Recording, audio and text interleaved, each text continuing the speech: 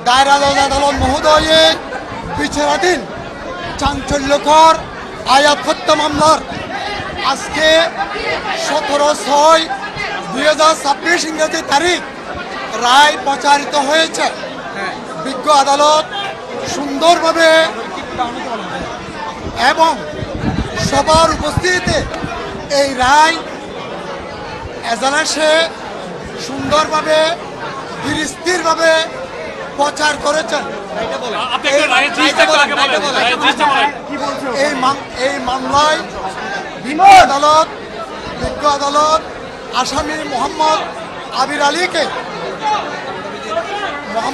আলীকে দণ্ডবিধি 302 ধারার মধ্যে সর্বোচ্চ সাজা মৃত্যুদণ্ডে দণ্ডিত করা হয়েছে এবং 1 লক্ষ টাকা জরিমানা অনাদায়ী আরও 1 বছরের সশ্রম কারাদণ্ড দণ্ডে দণ্ডিত করা হয়েছে এবং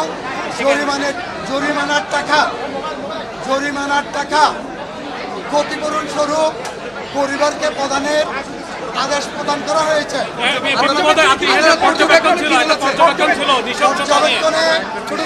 এই মামলা 15/11/22 সালের মামলা নৃশংস হত্যাকাণ্ড। এখানে 50 জন সাক্ষী ছিল। তৎমধ্যে আমি 34 জন সাক্ষী কোর্ট উপস্থাপন করেছি এবং আসামির 166 ধারার মধ্যে জবানবন্দি ছিল। আপনি জজ সাহেব একটা পর্যবেক্ষণ দিয়েছেন, এটা নৃশংসতা,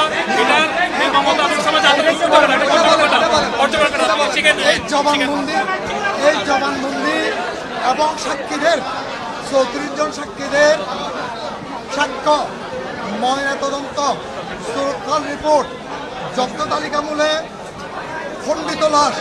খণ্ডিত লাশ উদ্ধার সব কিছু পর্যবেক্ষণের মাধ্যমে এবং নির্মম, নিষ্ঠুর, নৃশংস এবং সমাজের আতঙ্ক সৃষ্টিকারী যেই ঘটনা হয়েছে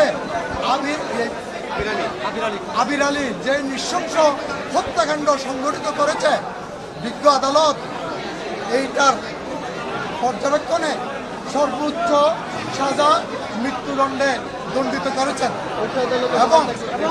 এবং স্যার এই পর্যবেক্ষণ দিয়েছে আসামি পক্ষের আইনজীবী, যদিও দাবি করে এই জবানবন্দি জোরপূর্বক নেওয়া হয়েছে, স্বীকারোক্তি জোরপূর্বক আদায় করা হয়েছে, কিন্তু সেটা আমাদের টেলিভিশনের জন্য আদালত পর্যবেক্ষণ দিয়েছেন বলে যে নৃশংসতা এবং এই যে সমাজ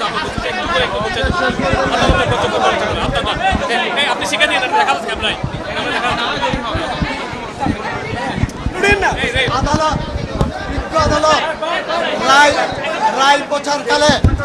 বিজ্ঞ আদালত রায় প্রচারকালে ভিকটিমের মা বাবার উপস্থিতিতে বিজ্ঞ শত আইনজীবী এবং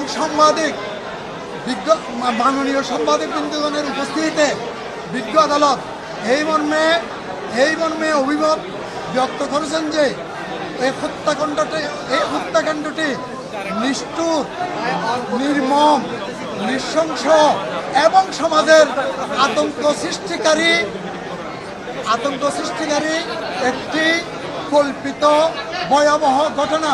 তাই সমাজের জন্য একে মৃত্যুদণ্ড দেওয়াটা শ্রেয় মনে করায় বিজ্ঞ আদালত পর্যবেক্ষণে আসামি মোহাম্মদ আবির আলীকে মৃত্যুদণ্ডে দণ্ডিত করেছে।